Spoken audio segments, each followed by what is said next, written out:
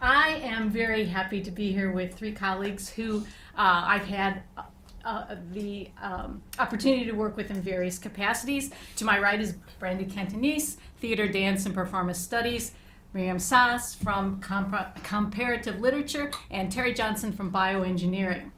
So I wanted to just start out with you talking a little bit about the types of courses you're teaching, maybe a short description of your teaching style and philosophy, just to set the base and for other people to get to know you. So Randy, I'll start with you. I promise to start in different places.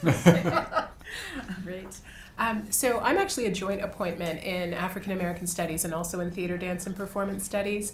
And the space from which I'll be speaking today about less is more is definitely more on the African American Studies side, where I teach a survey course at the lower division level that satisfies a major requirement but also a campus breadth requirement. I'm Miriam Sass. I'm in comparative literature and film and media. And I have taught classes on almost anything that anybody has needed in and out of my areas of expertise. Right now I'm teaching the intro to comparative literature for graduate students, as well as sort of approaches to our discipline and the history of the discipline as a whole in the form of a graduate seminar, as well as the undergrad introduction to Japanese cinema in the film program. And I teach also kind of a wide variety of courses. Currently, the introductory course that all of our first semester undergraduates take, a junior level applied physics course, which is in our list of engineering fundamentals, and for graduate students, a pedagogy course, an ethics and engineering course, and a responsible conduct of research course. So let's talk about why you considered this change from moving to less is more. What wasn't working for you? Why consider the change? And where does this pressure come to put too much into a class, too much content into a class? So Miriam, I'll start with you. Okay, so I didn't know that I was had already moved to less is more, but I guess upon reflection I had. It was more that I was starting to feel some uncertainty about my teaching at a certain point after many years of teaching. There was something about my style of teaching that was clearly different from my colleagues, but also was clearly taking a lot more time than I could really sustain anymore. So I needed some way to increase the effectiveness of my teaching while decreasing the sheer kind of chaos of information overload, especially as I was incorporating new material constantly that was coming into the field, as well as wanting to convey the basics of the discipline and the latest research in the context of, for example, my undergrad classes. I'll talk specifically about the transport course, which is a very big subject. You could easily teach an entire degree in transport, the transport of mass, the transport of heat. It's a classical subject, and it's also a classical subject in a variety of disciplines. So you would take a transport course in chemical engineering or aeronautics or bioengineering or mechanical engineering, and they would all have slightly different focuses. Many disciplines take two courses in this. So it was a real challenge to say I have one course for bioengineers, and many people's conception of this course, if I've talked to people about this course, they would think about it very differently depending on the discipline that they're coming from. So that their expectations, there were way more expectations for the course than could possibly fit into 14 weeks.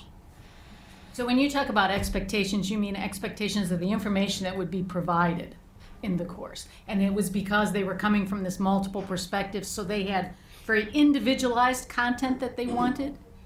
I think it wasn't that they wanted it even. It was just that they sort of expected it. Like if I were to talk with two people about the class, they would have a picture, they would have a very clear picture in the head based on the class that they took in undergrad. But it wouldn't be the same picture. And that was challenging. Okay, so instead of trying to bring it to a middle point, you were trying to provide as much as you could for as many of those different perspectives. Initially. Yeah. Initially. Brandy, how about you? What brought you to this point?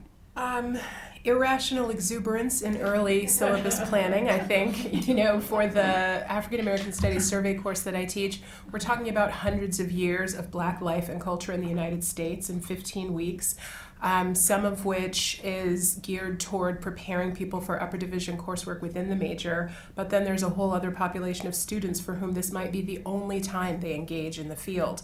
So that pull between service courses / doing a disservice to your field by not covering enough bases versus the absolute necessities for folks who are going to continue within the major, trying to balance that tension. So I just had way too much going on, and I would lecture and I would see like the moments of glazing over of eyes when I spoke about a moment in a text and we didn't get there, that was past page 28 and you lost me there.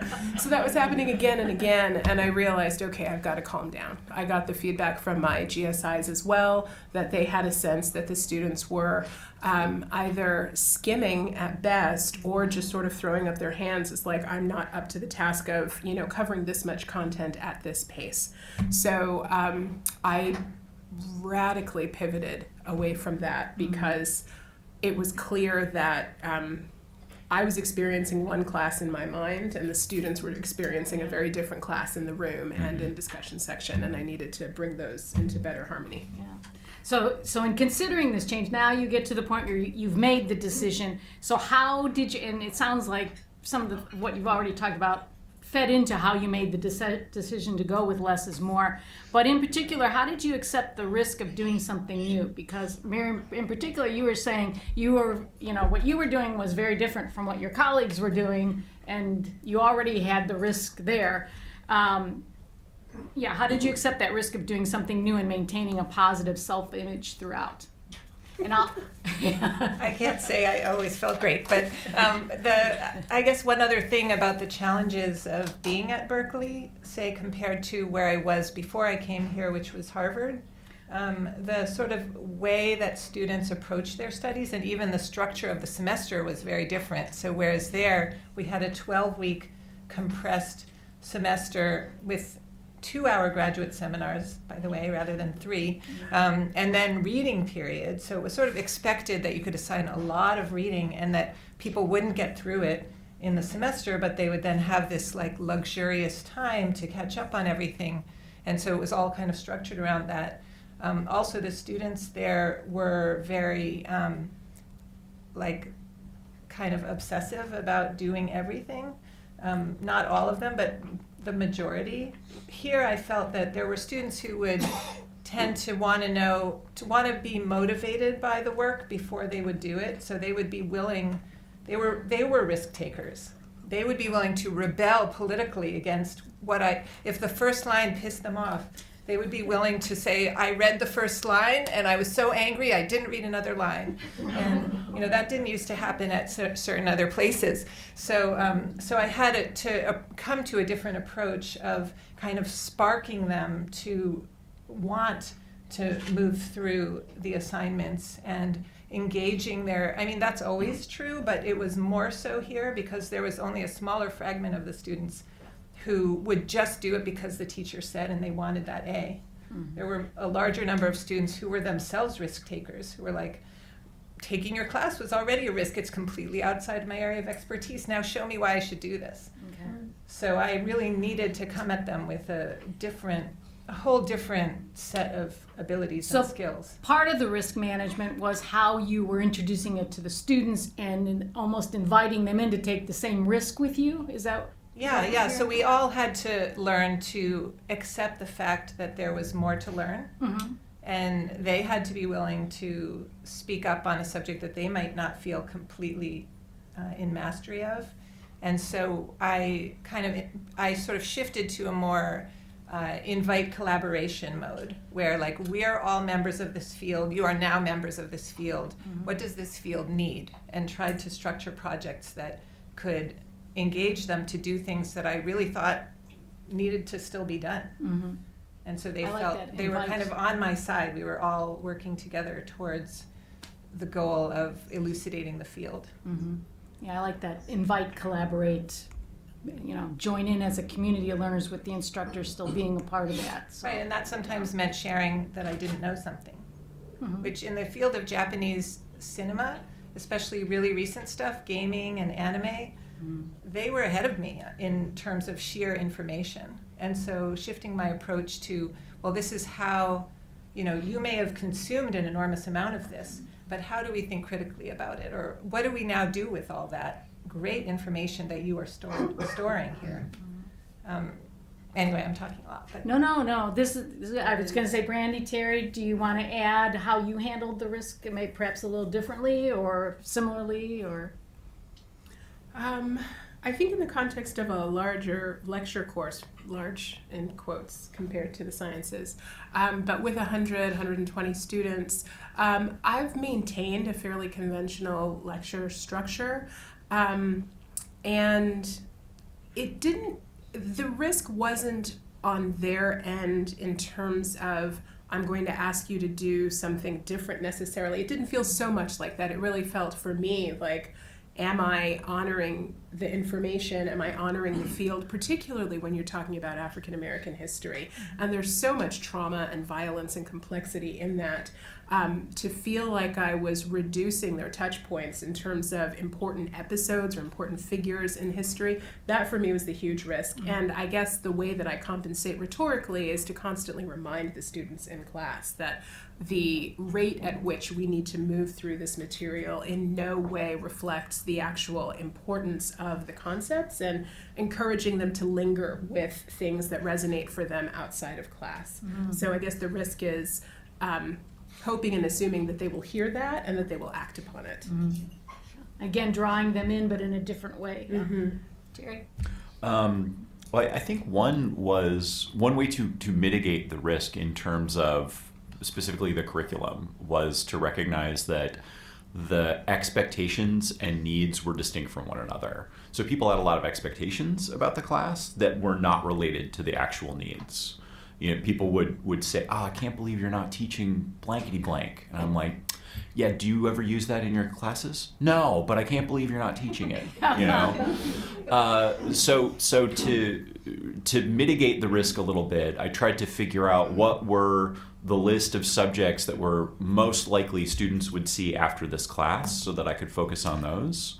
And then to maximize benefit, to realize that there are sacrifices that you make for coherence that are worthwhile. So there would be, this is actually pretty important and interesting and potentially useful, but it really comes out of left field, and it would be, difficult to have a class that's coherent and doesn't feel like week 11, we do a complete left turn into a very different subject. And this is the one course that they have to prepare. I can think of a couple of different subjects where, I wish that I could have fit that in there. I think it would have potentially been useful later, but the fact that students would have got lost almost necessarily, it made it not worth it in the long run. So that was just kind of the calculus of going through what to include, what not to include. But I think that initial diagnosis, I heard a lot of, gosh, you really need to cover blank. And I'm like, do I? And sometimes it's 100% true. Like, oh no, my class, it requires that. I'm gonna go in grand detail. And sometimes it's pure nostalgia, right? Like, I remember when I was in college, we covered that. And I was like, you're in a different department. So I'm going to put on my instructional designer hat here, so forgive me. But in all of this, I'm not hearing the mention of any changing learning outcomes or even thinking about the content in terms of the learning outcomes. Perhaps you had those already in your mind, and as you're adding or throwing things out, you're already thinking that doesn't belong in this course because that doesn't relate to this learning outcome. Did you find yourself doing that, relating back and saying, it's easier for me to throw that out because it doesn't relate to what I said as the intention for this course? Yes-ish. Okay. So I would say that what I think what I have chosen to do is privilege the place of the course in our department's curriculum, which is to say, when I'm making judgment calls about what stays, what goes, what to change, I am thinking, what are the concepts, what are the core concepts for our field that students need to leave this class really comfortable with, to carry forward into upper division coursework or lateral coursework within the major. And my hope is that that will be engaging enough for people who are taking the course to satisfy the campus breadth requirements and might never dabble in the field again, or that they might be so interesting that people are inspired to keep going. But really that sense of core concepts of qualitative analysis of humanistic material, expressive culture, like that is the baseline. Can you do that? Do you know what this term means? Do you know what that term means? Do you know what it is to think about those with a historically inflected sensibility that shifts according to time and place? And if it meets that criterion, then it's a matter of overkill, like, oh, I really love these things, so I kind of want to shove more into this unit of the class, but I don't need to, so I have to give myself permission to recognize that this year the students just might not get to read about the Fisk Jubilee Singers. As wonderful and historically important as I consider them to be, I can meet the goals of the class without that, and it might be time to introduce something else that does that meets the goal from a slightly different perspective, that feels a little more relevant to where students are today. Do you ever use any of B course elements that to extend perhaps beyond the core concepts, to say this is what I'm focusing on in the course, but these other things, here's an exploratorium, if you would, of different concepts that you might want to look into and tailor your own learning experience that way? I have a running Google Doc that I call bonus materials. Yes. And from time to time, I do send out B-course announcements saying, this is the clip that I showed in class. Yeah. I mentioned this in an offhanded way. If you want to dig in more, here you go. Great. These are some other, artists or authors or what have you that I think are amazing. This is a new book that just came out. So Yeah. yes, I do try to say, there's stuff out there. We won't cover it here, but if you're interested, I want to make sure that you have a way to access it. Other thoughts, Miriam? Just in response to what you said earlier about sort of coherence, selectivity for coherence, or sacrifices for coherence, I guess. At the moment of shifting into a more process versus content-oriented teaching style, I started to really want to think about the narrative arc of the course, even though actually I teach avant-gardes where narratives are basically poo-pooed as overly conventional. I had to kind of return to a more sort of, in a way, I mean, I always digress anyway, so there's no problem there, but to some kind of rubric or framework of an arc of the whole semester, so that when I wrote my course descriptions to post online, I shifted from a model of that paragraph saying you will learn this, this, and this, we're going to cover this, this, and this, to leading with questions. What is it? How do films make meaning or something? So, starting with a bunch of questions that the course arc was going to in some way address. And then throughout the semester, to the extent that I remembered to try to be coherent, returning to those questions in relation to each unit. So the units were kind of beads on a string, or grapes on a grapevine that related to the grapevine, and I would try to remind them how it was attached. And there were other grapes that we could have eaten, but we aren't going to eat, but we still have our vine that was flagged right away in the course description. So that was one aspect where you can sacrifice. And like Brandy was saying, there is something about sending out other offshoots for potential consideration. So we invented a system called the rabbit hole, because I thought, well, there's so many areas that you could research further. You could go down this rabbit hole or that rabbit hole. So in my course right now, we have rabbit hole groups, and every Thursday, a group of 8 students, in relation to the particular grape or the particular unit that we're working on, one group of 8 students meets outside of class, designates roles like the researcher, the PowerPoint maker, et cetera, and the writer of the script, and they all kind of script a 5 to 10 minute presentation on that offshoot, so that they get a chance to kind of model deeper research. And that the first time I did that, it didn't work very well because I forgot to teach them how to work as a group. So they just each made a one-page slide, and we had 8 mini presentations, and it took forever, and it was a disaster.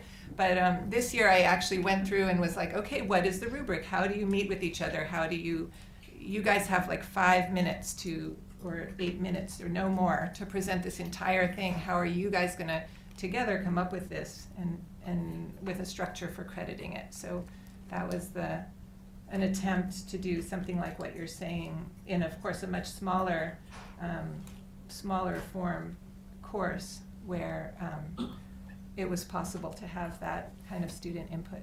So they determined they named the rabbit hole. So I would give them, on the syllabus, I give them like a bunch of possibilities. Okay. So if we're doing sort of post-war trauma or something, they could go into Godzilla and monster movies, for example, or they could go into other forms of disaster art, or they could talk about the legacies of Fukushima and how the sort of genealogy of art. And they chose to go with Godzilla and its American reception, for example. So there's there would be sort of a little menu of possibilities, or I would let them, in some cases they would take those as a starting point and they would wind up making up their own thing. But they got the idea of like what terrain is your rabbit hole supposed to be located in. Well, I think what you've just shared is going nicely into the next question I had. So Terry, I'm going to ask you how you prepared your students for this shift. You had made this decision. You've already structured the class. You're comfortable with what you've included and what you've not included. Miriam, as you pointed out, you started out just from the syllabus itself saying this is going to be different because I'm asking you questions as opposed to telling you what this is going to be about. So if there's other ways that you all have prepared your students for this shift in the paradigm, if you will, particularly getting them out of the cycle of assigning readings that they didn't read, lecturing about the readings anyway because they didn't read them, and then students confirming in their own minds they don't need to do the readings because you lectured on it anyway, and the content will be in class anyway. So how did you make that shift, and then what sort of resistance did you get to it? Because I would assume there was at least a small amount of resistance to why are we doing things this way, or So I'm going to pull back a little bit because there's one comment related to this. And I when you were talking about the core of the class and you were talking about the narrative of the class, I think that those are better ways to describe the coherence that I was talking about. And if you have this sort of content tyranny where you feel like you need to stuff all of these things in the class, you can't find the core of the class. And it's very difficult for you to figure out what the narrative of the class is. So, I mean, I think discovering what that is the best way to prepare the students. I realized once I had decided it's going to have to include this, this, and this. I'm going to build a structure around that. This doesn't fit in this structure. This doesn't fit in this structure. That the real narrative or core of the class is what is and isn't a model, right? Because in 10 years, they're not going to remember any particular homework problem that I gave, right? They're not going to, unless they're still using it, they're not going to remember this particular model. But the thing that we revisited constantly, and that I would prepare them by saying, like, the goal of this class is to really struggle with the difference between the math and the universe. The math is just something that you slap on the universe to simplify it so that you can do some stuff and maybe understand some things. But they came in as juniors, having taken a lot of math courses completely divorced from reality, right? Like, so what do you integrated? I integrated y. What's y? Nothing, you know? And now the challenge was that they were going to be using all of those tools on real systems to create models of how they work. And that was what they were really struggling to understand. Like that was the core of the class. We're going to do a bunch of particular examples and particular problems, but in building that up, I was able to figure out what the core of the class is. And once I knew what the narrative arc was, I could just tell them, right? You can constantly remind them of what the narrative is. So when they're lost into integrating some, heinous equation, I'm reminding them that this is a particular model for this particular situation that you can use in these ways. And now it would work in this situation, it wouldn't work in this situation for these reasons. And they'd be like, oh yeah, I've heard that before. I have something to grab hold of when I'm likely to be lost. Brandy, do you want to add on this, how you prepared your students? Or I think one thing that's important to say, particularly in the context of the humanities, is, and perhaps particularly at the lower division level, I think that it can be very easy for students to assume that there's a direct relationship between length of assignments in terms of reading and rigor of class. And that's a thing that I wanted to work against, to be very clear that just because you're reading an article that is only 25 pages rather than reading 75 pages for the next class, it doesn't mean that this is an easier class. It means that I'm acknowledging that there's a jump in the level of linguistic sophistication, and I want to give you something that I think if you spend the amount of time that we hope, in our, pie in the sky metrics of how many hours students spend per unit outside of class, that if they even approach that with this material, it gives them time to read, it gives them time to reread, it gives them time to reflect, it gives them time to look up words they don't know. All the things that we are hoping that they will do that can be more difficult to do with a higher page count. So I would say the biggest reframe for me is just that caution that I put at the beginning of the class. You will notice that the number of pages that you are assigned on any given day might not be as substantial as what you're getting in a different course that has a different objective. But that is intentional, and it is to create space for you to really sit with the work and give yourself time to understand and to recognize that it's not a failing. Like, if you read this in 30 minutes, then you're probably not getting it, So take the time to go slowly the first time, or to repeat, or whatever you need to do, but just making very clear that it is an intentionally pared down syllabus to create more space for deeper engagement. I love that idea of transparency, of intentionality. That's very important, and the why of why I'm doing it this way. Okay, I just want to add, I think it's also, you see students mistake having done lots of problems with understanding what's going on. Yes. Where I have students, they just ask me so much, like, I just want more sample problems, right? And at a certain point, it's like a security blanket. Like, I've seen that one. Do you understand it? No, but I've seen it, The chances are the more problems you ask me, the more I'll probably see something I know on the exam. Yeah, that probability. Yeah, that goes back to the question of risk. Like, I think that there's a little bit of a cliff that happens that students don't often experience, where they actually finished the work, and there's like this space after that, like that's such an unfamiliar feeling for people in this Bay Area, to actually have space, unless they've signed up for a meditation class that they can run to. But that idea of just hitting the end of the reading and now what? Like, I pretty much think I understood that, but is there there's this sort of moment where they have to now, and maybe that moment never happens, maybe they've loaded on 25 units and they're just like, thank goodness this is over now, next thing. But I felt it myself, where I've gone to seminars by other people and I finished the reading and I really there's this void, I don't know where we're going with this. And so that's where the creativity can enter. Their creativity or your creativity? Whoever's doing the reading that actually hit that cliff.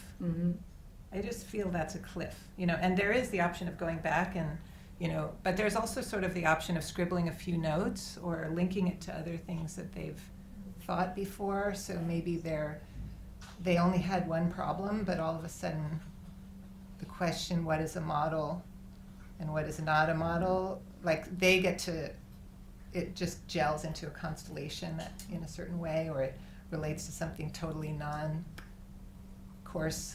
not in their course life, but in their own life, or If they have a sense of what the core is, then when they hit that void, they at least have a starting place. They can go, how can I relate this to this thing that I have felt throughout the course or thought about throughout the course? But if you're just throwing tons of content at them, then they get to that void and they go, meh, right? They don't have a starting place to explore on their own. Are you preparing them for that void, or do you bring it in back into the class in any way to say, so after you finished that, what did you think, or how did you handle that? Or do you just let them hit it, let them deal with it, and trust that they are dealing with it? I think it is important to let them know that it's okay to hit the void, right? And one of the best things to do is just work with other people. So if you hit a void, you talk to other people. And let them know that I hit voids. Actually, one of the best things that I did, that there's like the ultra classical problem. Like if you're doing transport, you kind of have to do this one. And there's this one step where in every book, a 4 appears in one of the equations. And there's no explanation in any of the books. And you realize once you've worked it out a bunch of times that it's because you would start not putting the 4 there, and then you'd waste a page and a half and go, I should have put a 4 there, and then you would start over. And I just started telling the students, I'm going to put a 4 here, and it's not going to make sense for the next 40 minutes. And I want to explain that the reality of doing a problem like this for the first time is you wouldn't put the 4 there, because why would you? And you'd do a bunch of math, and you'd go, oh, and you'd go back. And then they understood that, oh, like it wasn't that when Terry saw that problem, he was like, da, da, da, da, da, and a 4, right? Like just that it was supposed to be natural, that it was something that you struggle with. There's a process behind that. Yeah, the struggle. Well, I've been asking a lot of questions, but now I want to draw you into the conversation. What burning questions do you have for the panel? Yeah, sorry, the woman in the middle, I Miriam. can't see your name. Okay, Miriam. Mhm. So you said something interesting about in the curriculum, like posing questions of the things that we're going to explore versus like statements. I really like that, but it occurred to me, you know, also earlier you were describing like some of the characteristic traits of Berkeley students. And one thing I've noticed is that I could see how posing questions, like you suggested, could make some students feel like anxious because they're so desperate for you to make statements, like tell them why we're here, what we're going to do, you know. So it's all very specific and directed. Have you had any experiences like that where posing questions backfired or made students feel anxious or anything? Sure, yeah, I have. I'll use little tricks sometimes. Like, I sort of see myself as kind of a fly with like a lot of faceted eyes or something. So my question, we're going to look at it a lot of different ways. There'll be the sort of big questions of the class. How does cinema make meaning? And then there'll be a facet of the eye that'll be the documentary. And then there'll be the avant-garde film.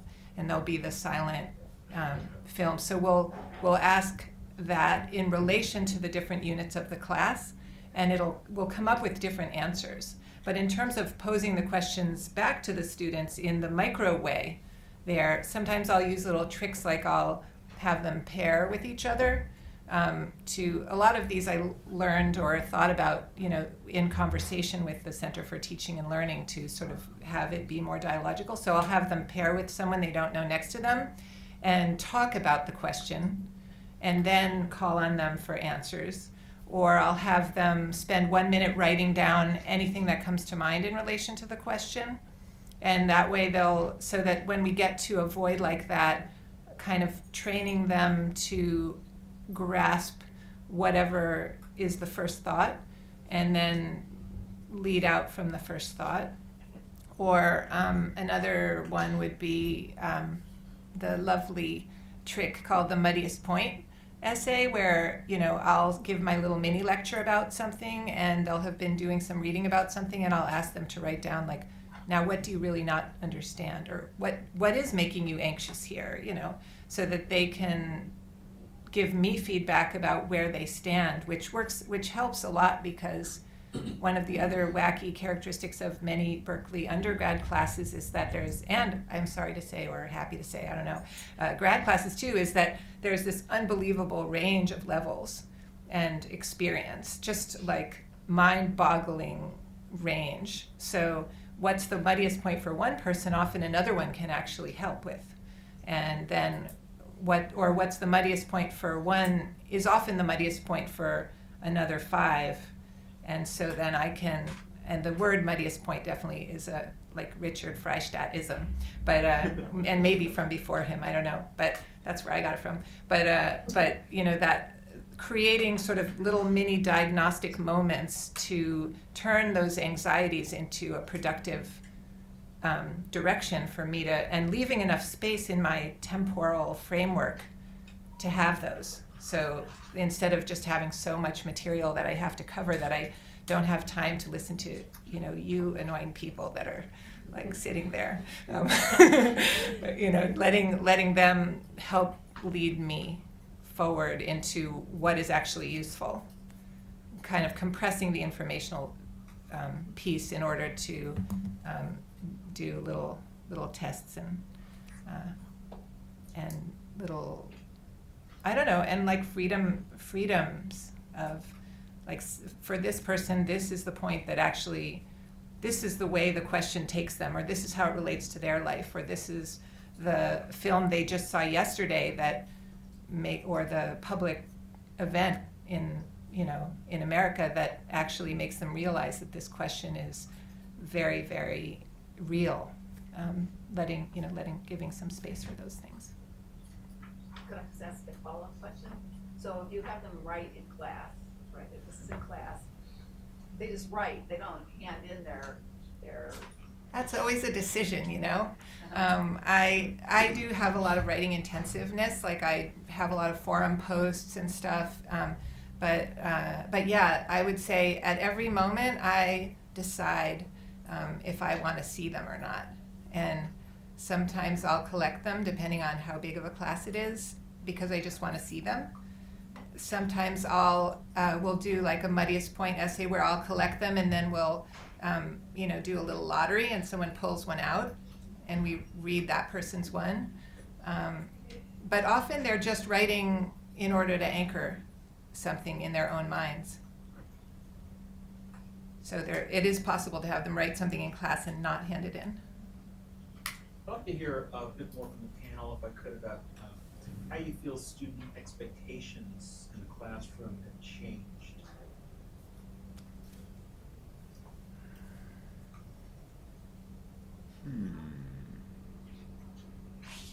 That's a big question. Yeah. Yeah. You mean over time or as they've shifted Over their time. course? Over time. Not as they've shifted their course. Say over 2-3 years, whatever comes to mind. I want to let you guys talk more. I do think that there is, I don't know that I would say in 2 to 3 years, but if I looked at a slightly longer horizon, I would say that I feel the transactional model of education seeping into student expectations more explicitly, where I think a larger section of the student population is transparent about, tell me what I need to know for the test, tell me what I don't have to read, but can still get an A in the class by doing. I kind of love that question because I just say everything. Like, what do I need to know for the exam? Everything, which is an annoying answer intentionally so that I can get that out of the way and then reframe the conversation. Like, maybe there's a better way to get at the heart of what I think you might be trying to ask. But I do think that that sort of anxious sensibility, which makes total sense in the past 2 to 3 to 5 years, just thinking about the student debt crisis and the high cost of living in the Bay Area and what people are managing in order to try to be here and get an education that they feel will actually serve them in the future. So I understand some of where that comes from. But I would say that that's one that's strong for me. I do also think that there is an oddity about the proliferation of content that we experience and the aversion to sustained reading practices. I think that has become more pronounced for me. So I struggle with the fact that shorter page count in terms of how much work I'm assigning for students, I don't want it to seem like a capitulation to you guys don't read, so I'm going to stop assigning reading, that it isn't actually that. But I do think, I've read this and I feel it to be true in my experience and my conversations with GSIs that it seems like some students really do struggle with sustained reading practice, which could be about the time pressures on their lives that are embedded in high costs of living and, life circumstances and multiple responsibilities pulling you in multiple directions, and not, the luxury of imagining that students can sit down for 3 hours uninterrupted just to read content for your course.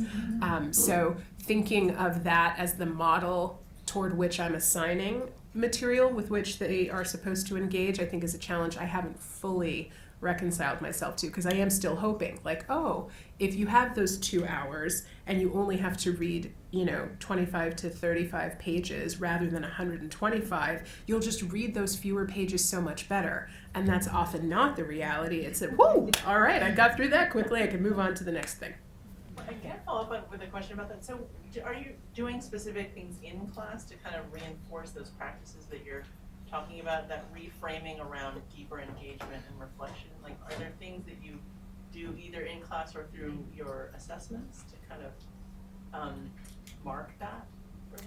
I would say not consistently enough. That's something that I am thinking about, is like how often I repeat those learning objectives, the big questions for the course, and the ways that I'm hoping students will engage with the big questions of the course through the content. I did just have to have a reframe moment with students where I reminded them that I'm not going to summarize the reading in class, that my lecture is a complement to it, and that they're meant to, spend their time outside of class thinking about how to bring those things together. I think that I could sit for longer with that piece of the puzzle about how to encourage in that direction. I do it sporadically. I do want to pop in real fast. I've seen that too in, and I think it's related to the sample problems, that they want more because that is, number one, they've had access. They can Google, right? And also that is, like, to gather lots of materials is something that they're trained in K through 12 to a certain extent. So another thing that I've noticed is I just need to protect the time, my time and my GSI's time, to not talk about grades. Because the students want to talk about grades, they want to negotiate. And if I did, I would reward those students who came primarily from private schools where negotiation was a tactic they were trained in, and I wouldn't be able to talk about the material. So I think that is something that I have seen happen maybe in the last 10 to 15 years. I'm trying to, I think that they may in a way be sort of related. The idea, sometimes I feel like trying to gather so much information but not spending a lot of time with any of it is almost like a negotiation with the material, right? It's the professor saying, I want you to understand this thing really well. And they're kind of like, well, what if I just had access to everything that looks vaguely like this? Would it be all right? And that is not a bad technique for many problems in life, right? Just, it's a tension that I've noticed. There was a question. First of all, I really love the panel. Thank you to everyone. And I'm really curious about the influence of Google, because I've actually had instances where I'm leading a class the students are fact checking me on Google during the class. And really not understanding that information is very different from knowledge, which is different from insights and being able to explore the complexity. But what I really liked is you brought the concept of being a co-learner with the students. And we work in Engaged Scholarship. I'm the director of the Public Service Center, and that's really the way we try to encourage faculty and communities and students to come together. But I'm curious, when you're doing that, like what might be some of the either suggestions or cautions you might offer to the group? For engaged, You know, if stepping into a space as a co-learner, so as a you're co-learner. yeah, not so much sage on the stage, but actually being in conversation and learning with the students. I think that there are ways to model it that are pretty useful. I mean, sometimes just getting the students to understand that you make mistakes too and taking it well, simple things. But this might also relate to changes that I've seen in students in the past, like 10, 15 years. When I have them work on projects, there's different tensions. There's some groups where, for example, I'm trying to frame the project in, tell me if this thing will do this thing. And they feel like the project is prove that that thing will do this thing. And that's not what I want. I don't want you to have the answer that you think that I want. I want you to tell me what's there, right? I have to tell students every year, if you choose to explore in a model this particular device and you come back and say it doesn't work, that's fine. A better way of putting it, I've found, is to model as professional practice the whole project. Because I say, I am your manager. You are my team. We're co-learning. I've asked you to explore a particular thing and we will have conversations about that thing. So it allows me to take a management role, right, when necessary within a group. But at the same time, I am also exploring and interested in that exploration. So instead what I say is, if you prove with modeling for 2-3 weeks part-time that this thing will not work, you've just saved the hypothetical company the $1 million it would cost to build it and test it. That is also a good result from this point of point of view that we're taking for purposes of the project, and emphasizing, like, I don't know, like I don't have a teacher's handbook for the project that you invented, right? I'm learning from you and your results, whether this is a thing or not. And I'm interested in it as a manager, thinking about what you'll be doing in a couple years.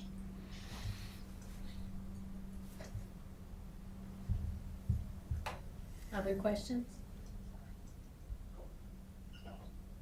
I guess I'm still sort of stuck on the previous question in relation to this one, that whole issue of sort of what are students expecting and how is this digital age changing them, which you also talked about students Googling and fact-checking, or just the kind of information overload, attentional style problem.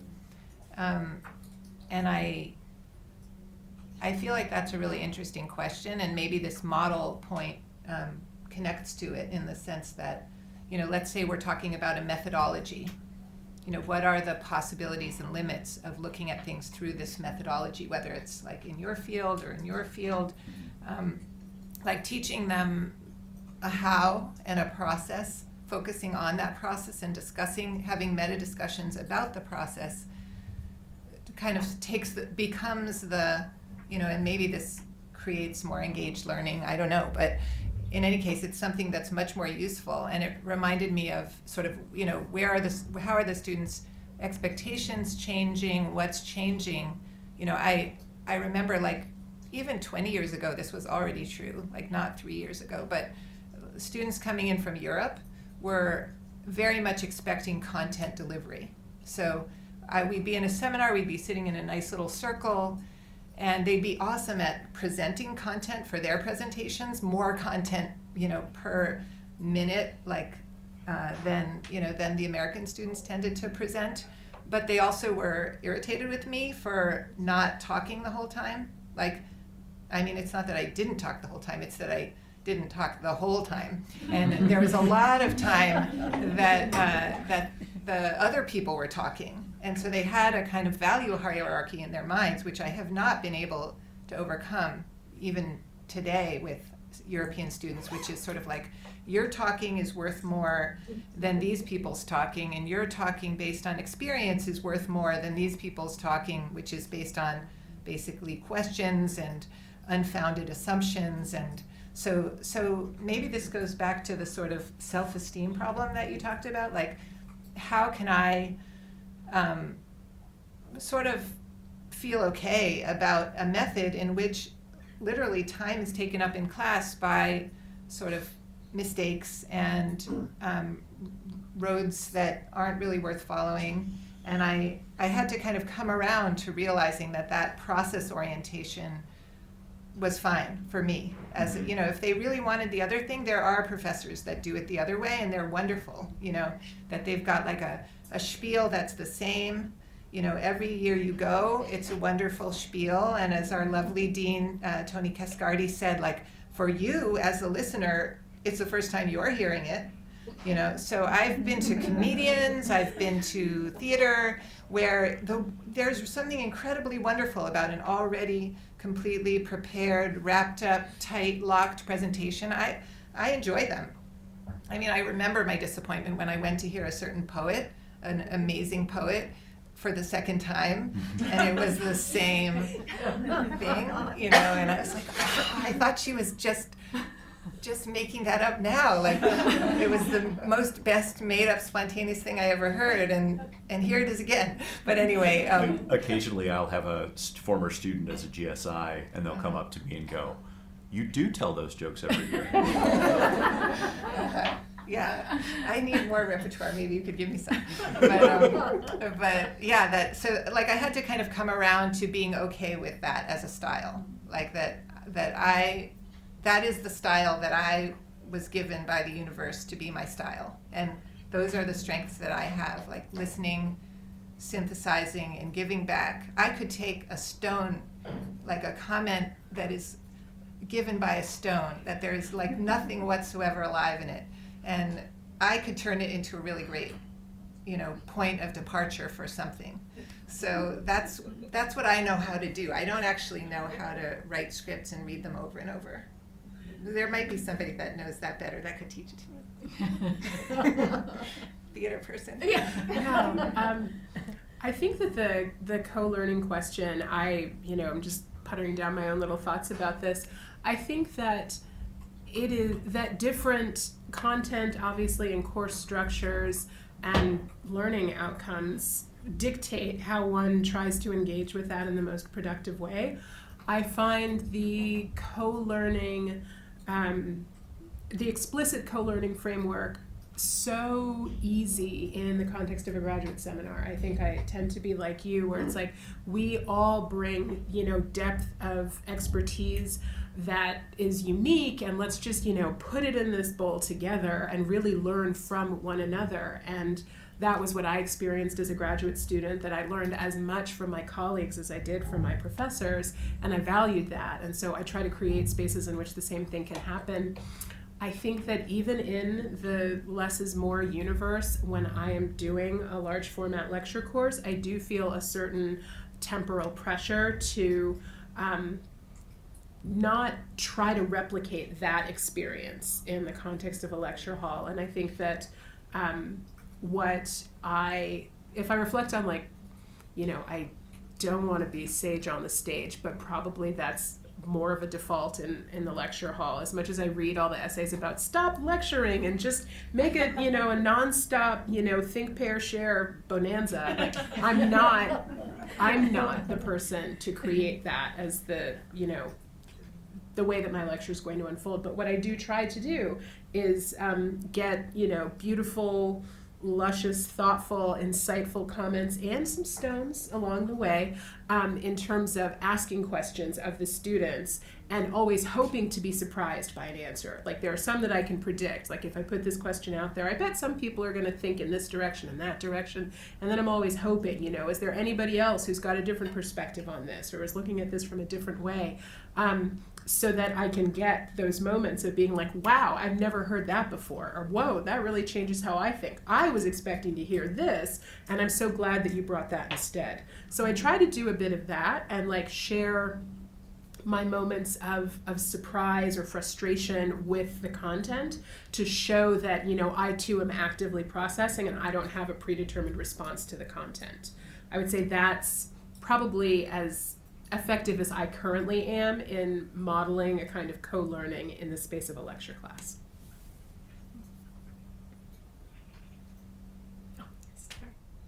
Councilmember, this is getting back to your question, since you asked about what changes that people might have noticed in the past 2 to 3 years. And I can help you, perhaps you've seen the same thing. I've seen student feedback change a lot, and people used to comment on lectures and organization of lectures, and the material was organized in a way that worked or did not work or whatever. And now they say there are lectures sometimes, and clearly students have by now taken enough courses that aren't lectures, that are somehow collaborative, and that involve small group work, and that involve active learning and so on. They're commenting when it's not there enough, or when they feel it's too much. I wish we could go back to lectures. I've gotten those comments also. So that's a change that I really have only been noticing in the past 2 3 years that I didn't see before. It's also, of course, different in the classroom, because it used to be that if I said, okay, please get up and sit somewhere else because I want people to talk to some new person, everyone would get up and basically swap. Like there was this symmetrical change. Who was on the left before was now on the right. And now that doesn't happen anymore. I say, okay, find someone else to talk to, and they sort of know what to do. So clearly I'm not the first person in their lives to suggest this. So that's also a change that is recent.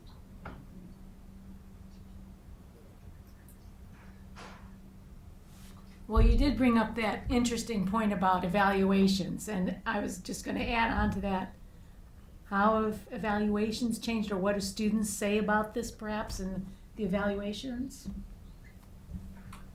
Has there been a change, or are they adapting well and all is well? I think that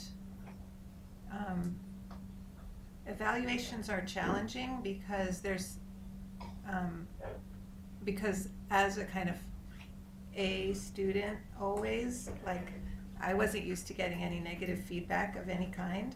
So I actually didn't, I would sort of focus too much on like one person who was irritated, and other people would say like, this is my best class ever at Berkeley, and I'd be like, yeah, but like look at this person. So I guess I needed some help with how do you even read these, how do you take in the useful feedback, and how do you see what's really being said. And that process for someone who's used to always doing great is a learning curve as well. And when I would look at it with a certain amount of distance, or with someone with me looking at it who would say, hey, you just shouldn't say yeah, look at this. This is awesome. Yeah, like exactly. You did, it was really appreciated. Yeah. So to sort of give space to the appreciation and kind of relativize the people, who had a problem with it for whatever reason, and realizing that not everyone is always going to be happy about everything. So, but overall, I think that the positive comments, the people who really appreciate the chance to engage, tend to dominate by far, and that the kinds of comments that you never get, or that you so rarely get, are the ones where someone writes to you 10 years later, and they're like, actually, this turned into my career, or thanks to you, I heard of this filmmaker for the first time, and now I'm working at an archive programming a retrospective, or, this, like, 1 in 100 bothers to come back and let you know that, or, a student who said, like, I was in your class for the first day, and then I had to drop because of schedule changes, and now I guess this came like, that class was in like 1995. And they're like, I decided that that's my next book idea, and I want you to send me the syllabus. And now I'm a writer, and blah, blah, blah. Oh, wow, I had no idea you were even in the room. I never heard your name in my life. Yeah. So, there are just those odd, amazing sparks that I don't think I knew the impact that a class was going to have on me until long after the evaluation. Yeah, So that's true. sort of leaving Yeah. space for that Yeah. extended unknown to really play itself out and not getting overly focalized on that one Immediate, yeah. Yeah. that one moment. I mean, specifically, the student's not going to know if you have decided to remove some content. They don't know it's gone, right? You can ask very particular questions about very particular things that you did, and I think that's the most important thing to get out of an evaluation. It's the text responses when you ask everybody, please, if you have a comment on this one thing, because you may get just in the other, you might get something like, I like this thing, I didn't like that thing. But unless everybody is sort of eyeballs on that thing, you might have 50% respondents in a 100-person class, and 2 people commented on the one thing. It's very difficult to parse what that means. I think figuring out, and if you have the opportunity, especially if you teach multiple courses at different levels, to just like ask the junior level class, so did you use that thing that I taught in the first year class? Yeah, or like checking in with your advisees is a good way. Like what classes was the stuff that I taught in that class particularly useful? So one piece of advice you'd give to colleagues as far as where to start with all this? I think really reflecting on your non-negotiable learning outcomes or objectives. You realize some things are nice to haves and others are need to haves. Mm-hmm. So getting clarity about that, or working toward greater clarity, not absolute clarity. I feel like everyone has already done a great step by just being in a space where people are talking about this, because that, like, raising it to the level of consciousness where you're interrogating and reframing your procedures seems to me to be a very first and important step, prioritizing that pedagogical impulse. Look in your class. I think everybody knows that there's certain parts of certain classes that they teach where I feel like I'm going over this really fast. And then just ask, like, do I need to go over it at all? Can I move it entirely to a homework assignment, giving them another basis for approaching this? Is it necessary to be taught in this class? I am a big believer that it's much better to not do a thing than to fly past it, and to make people think that they need to know it, make people think, oh, it's going to be on the exam because it was really hard and he went over it really fast, and I'm never going to put it on the exam because I didn't go over it enough. But then the students come out of the exam going, there was no problem on that thing, that terrible thing that you did to us,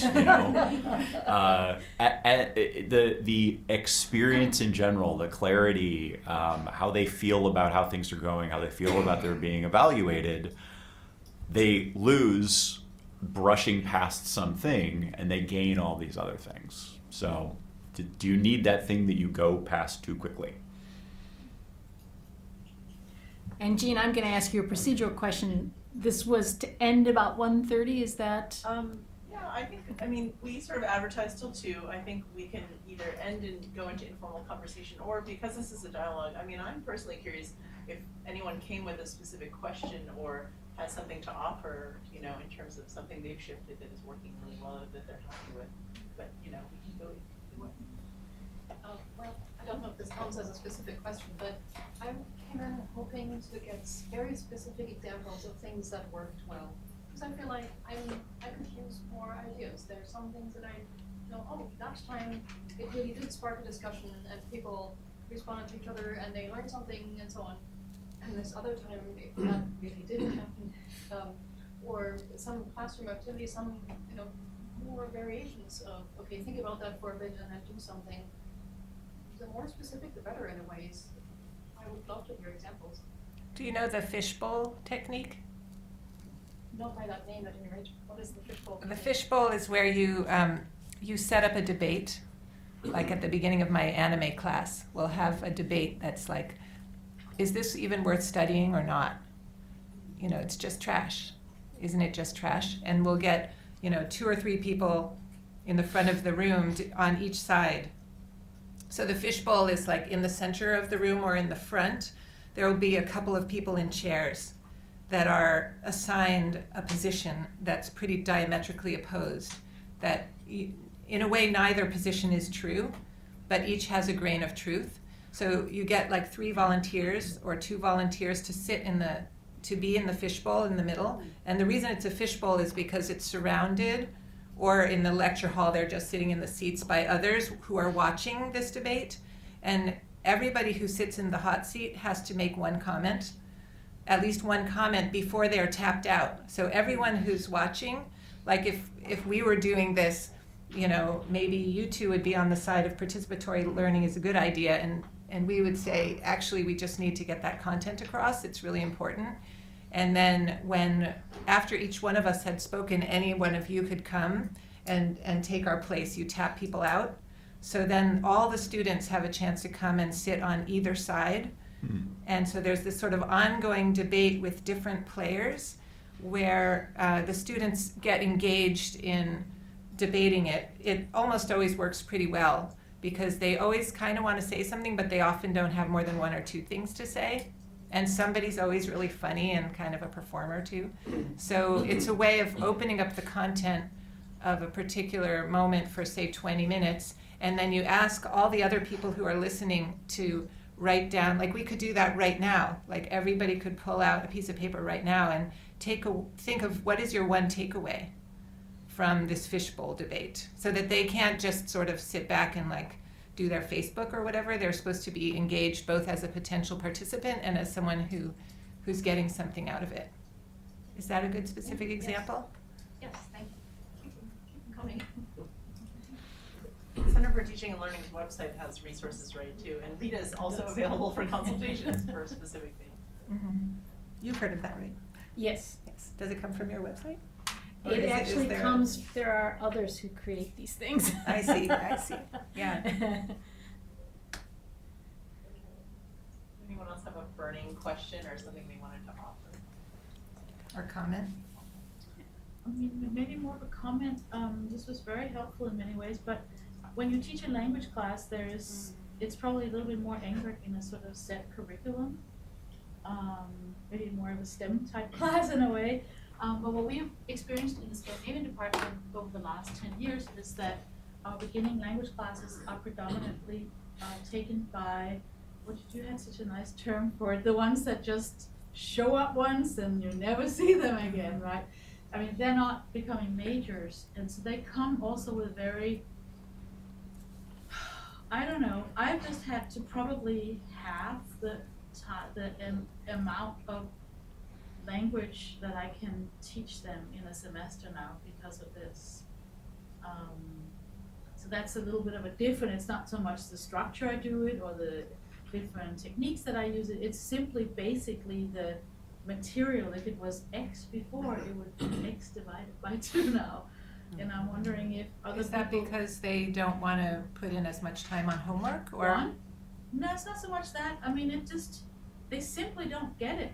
So what before would take me, if somebody is more attuned to learning a foreign language, it would take me half an hour to teach something, it'll take you 2 hours now. I mean, they have no grammatical concepts. Not that we are lingering on that, we're doing communicative language teaching, but still you have to explain a word order to them. They don't get that. They don't know what an adjective is. They don't know what an adverb is. I mean, just the remedial tools they come with to the class, and they just need to get that check mark in the humanities core requirement, and then they're out of here. And they're STEMers, as I call them. So they have enormous amount of pressures on them on other courses. That's just another way of less is more.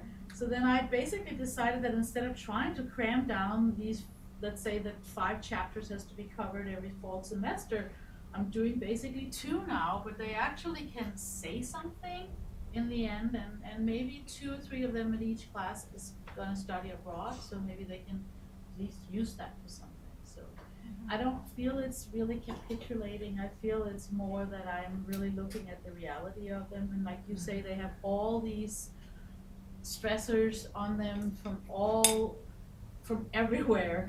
And so for me, that makes more sense just to say, you know what, they're gonna get at low novice level after this, that's okay, but at least maybe some of it will stick instead of being stuck in the tradition of, 40 hours of instruction to get you to that point and things like that. So that's just where I'm coming from, and I'm wondering if other languages is having some of the same. Is this a change that you noticed just in Yes. the last few years? 10 years, last 10 years. Have other people had that? In linguistics, and I used to be able to assume that people would know what an adjective was coming in. So I'm not teaching them many languages, but now I'm having to teach them what an adjective is. Yeah. Instead of other things about linguistic analysis that I would like them to know. I think that there's a lot of, I mean, in part, I know that a lot of our students, the schedules are so tight and the course offerings are so packed that they very often just have to take the class that they need that fits in their schedule. So, I mean, it is always difficult when you're stuck teaching a course. I have a course now, it's on a breadth requirement list for biology. So it's about half BioEs and then half of people outside of the department, and they have very different wishes, right? So I think understanding what you want to get out of a course that is a service course or a course in the major or a mixed course, which is what I'm teaching now, is a real challenge. Like what do you want the majors to walk away from, and what do you want the non-majors to walk away with?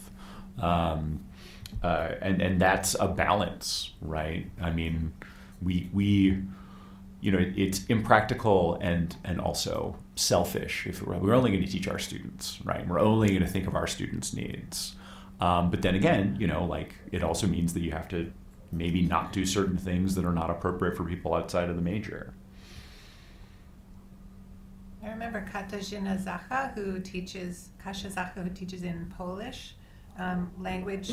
She said that in the last few years, at least for Polish, there's an unbelievable growth in the online resources that are available to help with the teaching. So compared to when I took her intro Polish class, which was done based on a book, she said that she's able to go through more material more quickly with the classes now because the feedback, they do their exercise online and the online system corrects it for them. So she doesn't have to write her lovely red curly handwriting onto each piece of paper. No, we use an ebook too. We have the same system. Yeah, have you found that helps? Not really. It's still the same challenges. Mm-hmm. And I'm not a fan of Duolingo, so whenever they say, "Oh, I've studied online," I'm in Duolingo. Yeah. I mean, I've never done the book that she's talking about, but at least according to her testimony, that it allows her to move through more material in the one semester than before. Maybe we were going slow, I don't know. It didn't feel slow at all. I'll share one other thing that is what I have found a handy feedback tool for term over term growth and feedback. At the end of every semester of this large course, I asked the students to fill out a little piece of paper that's called Love It, Leave It, Need It. So, like, what's a text from the course that you loved? Like, don't take this off the syllabus. What's a text that you didn't really dig and you feel like, I could have done without this? And what's a text that you think the class needs that isn't there in order to meet the goals of the class? And sometimes it helps me, particularly in the leave it category. Like, oh, okay. I hear so many people saying, scratch this off the syllabus. I need to reflect on what that's actually adding to their learning experience or not. I think that particular area is especially useful for me. You know, I invite feedback on all, but I'm always especially interested in the leave it. You know, leave this off. I don't feel like I learned anything from this. If there's high feedback about a particular text, then it gives me a moment to say, okay, here's what I was hoping was going to happen as a result of them engaging with this material, and clearly it didn't for them. So I do ask for the explanation of why. Not everyone is inclined to do it, but I like being very specific about that, and it's all, you know, anonymous. I just print out a little, you know, half sheet and pass them all out. And then they come back in. Do you list all the books and readings and stuff? No. So they just have whatever like really stuck with them? Yes, yes. And I mean, often people have their readers with them, which has a copy of the syllabus inside of it. So if they wanted to go pore over it, but otherwise it is just like a quick hit of like something that really, you know, their favor or disfavor really sticks with them. I have not framed it as nicely as that, but I have a freshman-sophomore seminar on a history of biology and science fiction, and I ask the same questions, and it is surprising. There was one text where I was like, they're not going to like this one, right? And no, that was a lot of love it's. And the Need It added readings to the last time that I taught it, because they brought up relevant readings that were actually better than, more descriptive of the sort of tone that I was going for a particular section. And I think like, and that's the targeted evaluation where you ask like, not how organized you thought was the course, 6.1, you know, I wish. But instead, you know, like really specific questions helps a lot. And it's surprising. Yeah. So please join me in thanking Terry and Miriam, Brandy, and Rita.